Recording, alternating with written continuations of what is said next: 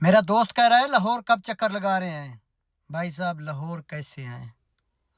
جب آتے ہیں تو صاحب کو راستے میں راضی کرنے کے لیے پھر 5 جگہوں پہ 5-5 ہزار ہمیں دینا پڑتا ہے، جو ناکے پہ صاحب کھڑے ہوتے ہیں۔ میں آپ کو بتاتا ہوں، اسی طرح اسلام آباد میں بھی یہی حال ہوتا ہے۔ آپ قابل عزت ہیں، لاہور کے لوگ بہت اچھے ہیں، لیکن جو ناکے پہ صاحب کھڑے ہوتے ہیں روکتے ہیں، وہ چیکنگ ان کا حق ہے، روکتے ہیں، پوچھ گچھ ہوتی ہے، ہاں جی کہاں سے آ رہے ہیں؟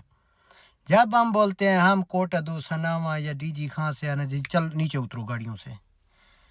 ہاتھ کھڑے کرو، ٹوٹل تلاشی گاڑیوں کے سیٹوں کے نیچے پکڑ کر، مطلب ہے کہ لوگ آ جا رہے ہوتے ہیں، انسلٹ ہوتی ہے، شرم آتی ہے۔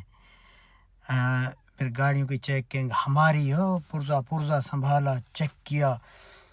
نسوار کی جو پتی ہے نا اس کو سونگھنا، سامان پڑا ہو اس کو سونگھنا، یہ کیا وہ کیا،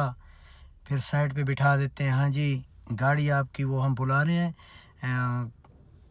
ایکسائز والا، وہ چیک کرے گا آیا کہ گاڑی آپ کی اوکے ہے یا نہیں، سائڈ پہ بیٹھیں، پھر سائڈ پہ بیٹھنا پڑتا ہے، پھر ایک بندہ اور پولیس والا آ جاتا ہے، لوگ آ جا رہے ہوتے ہیں، ادھر کے لوگ شناختی کارڈ دیکھ رہے ہیں، جو سریکی بیلٹ والا ہے وہ اس طرح کا بٹھا دیتے ہیں،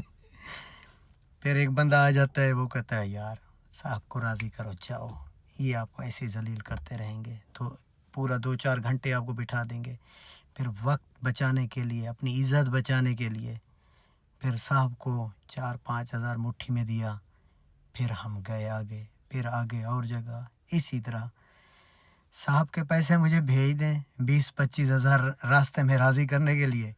میں تابع دار بھائی کے پاس آ رہا ہوں۔ تو یہ میری بات حقیقت ہے، میں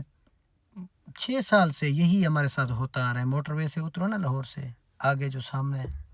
ناکا لگا ہے وہاں پہ صاحب کو راضی کرنا ہوتا ہے، ہمیں تو کرنا ہوتا ہے، خاص کر پتہ نہیں اور علاقے والے کرتے ہیں یا نہیں، لیکن جو ہم کوٹ ادو کے ایریا کے ہیں ہمیں صاحب کو راضی کرنا لازمی ہوتا ہے۔